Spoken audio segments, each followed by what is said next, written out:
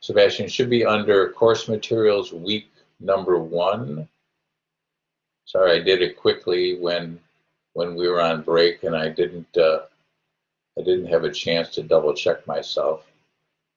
So hopefully you'll find it there, but we can stay on afterwards and make sure that it's there.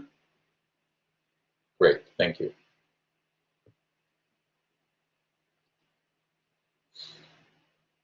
Right,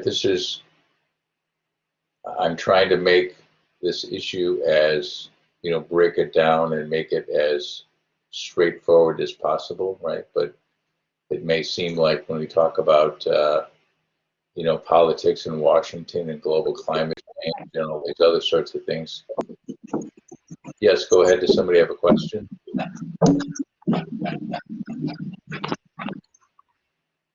I would agree, Anna. Yeah, certainly, one thing we as humans have to always maintain is we have to maintain hope and a positive attitude. So yeah, it's a challenging world we live in. It's a challenging time, but we have to maintain hope and have a positive outlook. That's one thing that I certainly want to stress here throughout this semester, right?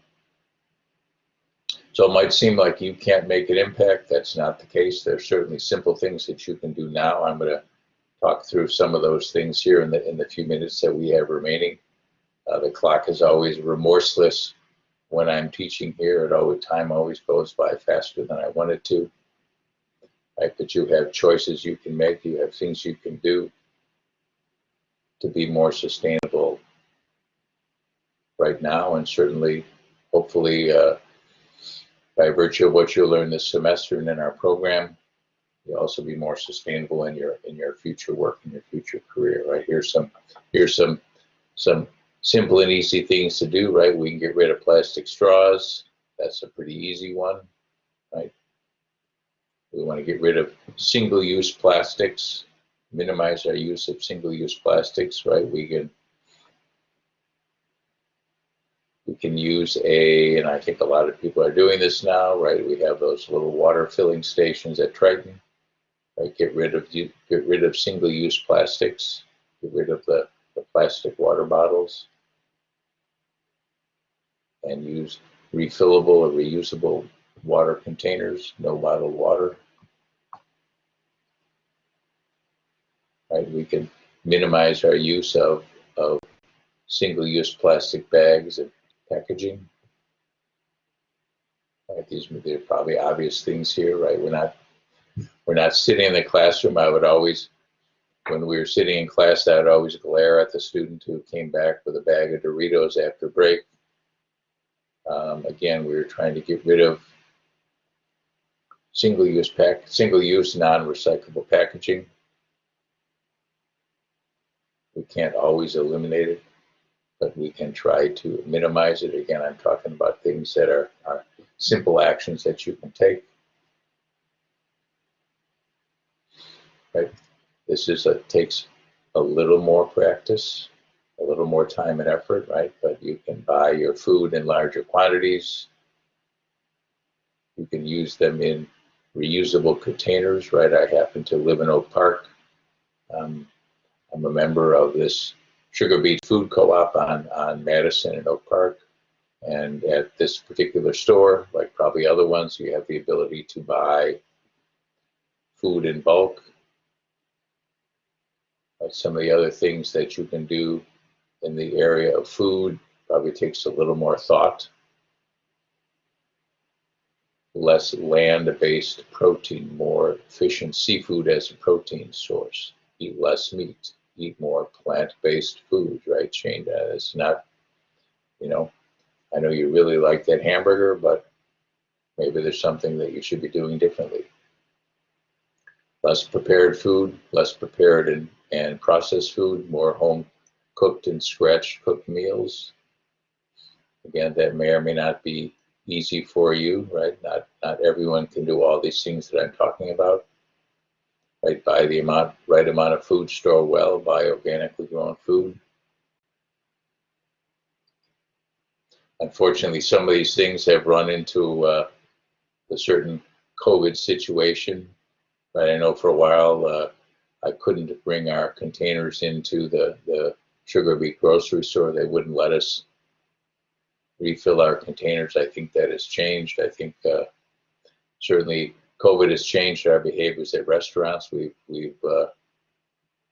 instead of sitting down to a restaurant meal, we have a lot more stuff coming in non-recyclable takeout containers. Hopefully that will subside as the virus goes away, as I certainly expect that it will.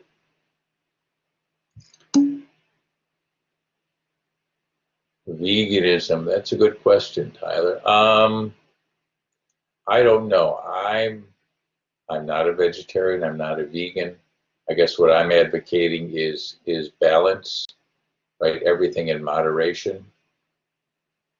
Yeah, but certainly less meat, more protein coming from plant-based sources is certainly a step in the right direction. Right? In terms of products, we can buy less stuff. I know a lot of us, and I'm just as guilty as the rest of you, right? You go to the store, oh God, I really need that. It looks great. I'm going to buy it. And then a couple of weeks later, boy, that's a stupid idea, and I'm going to throw it away, right? We need to be more thoughtful in the way that we purchase materials, buy less stuff. We're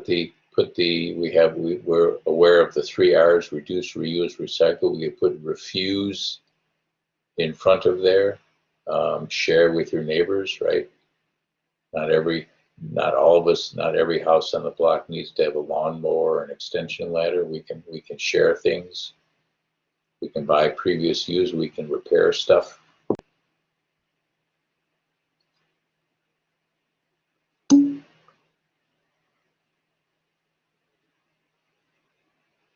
Think about the demolitions. Hold that question. I'm trying to get through a few more slides here and watch the clock, so we can always stay. I like to try to end the class kind of sort of on time, in fairness to you who may have other things to do with the rest of your evening. But right, one of the things we can do is to not acquire all these goods and unnecessary items that ultimately have to be recycled or dealt with as waste, right? We can limit the amount of stuff that we buy, delay buying stuff that isn't urgently needed, right? And again, I'll put these slides up here. Right, pre-cycling is decision making, right? Do I really need to buy that thing? Do I need that good or service? We can compost our food waste, reduce the amount of stuff that we throw away.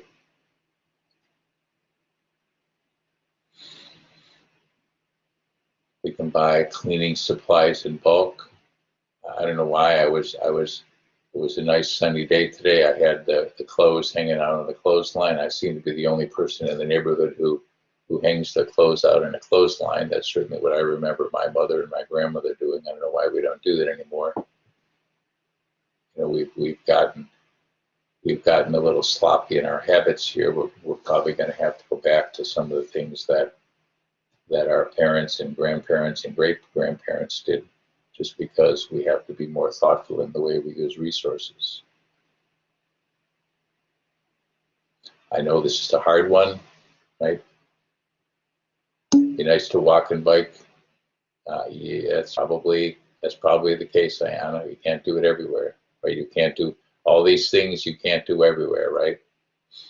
You live in a certain place, and if you have a class on campus in Triton College, you know, walking or biking to Triton College may just not be feasible. I understand that, but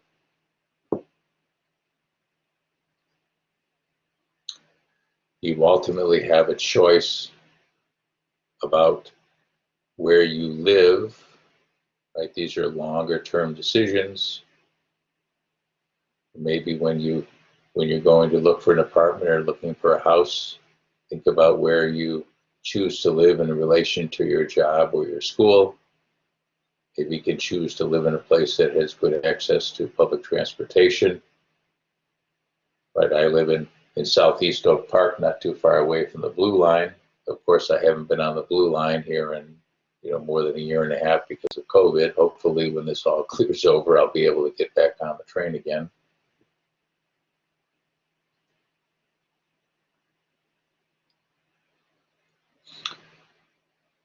A little bit longer term things, if you happen to own a house, think about your landscaping practices. Have less lawn and more native plants, less weed killers and pesticides, less watering, have native species, plant a garden, grow your own food. Okay, we are running out of time here on the slides and the video links. I'm going to have a couple links here. I don't have the link on the slide here, but it's in the Word doc that I sent you. Right, Plastic Ocean talks about the accumulation of plastics in the ocean. Right, again, we have our single-use plastics. We have our plastic water bottle. We throw that away. We throw that away, and we think that it just magically disappears. Well, it doesn't magically disappear. It goes someplace. A lot of that plastic waste ends up in the ocean, and certainly having impacts on the health of the ocean and on marine life. This other one here, I think it's, this is actually two young women who they must make their living making YouTube videos. Again, when I ran across this a couple of years ago, I'm like, boy, I never realized that people made a living being content creators for YouTube, but I guess people do that these days, right? I think of I'm old-fashioned here. I think of a career being building stuff or designing buildings or managing projects or something like that. I didn't think that being a content creator is a way to make a living, but anyway, some of the things that these young women discover are pretty interesting when they decide to minimize the amount of waste that they produce. Right, making habits are hard to break. It's hard to make changes, but small steps are important, and small steps cumulatively over time lead to larger changes. So I'll have you look at that one as well. My apologies for I didn't manage my time as well as I wanted to. The other one that's interesting as well, right? We see recycling symbols on our plastic containers and many other things, and we think, oh, that's recyclable. Well, a lot of stuff isn't really recyclable or is not being recycled, so we have to act as if nothing ever realistically gets recycled. We have to think that way. So, okay. My apologies for keeping you a couple minutes over time here. I'm certainly willing to stick around and have a discussion or answer any questions. I thought a couple of questions popped up in the chat there.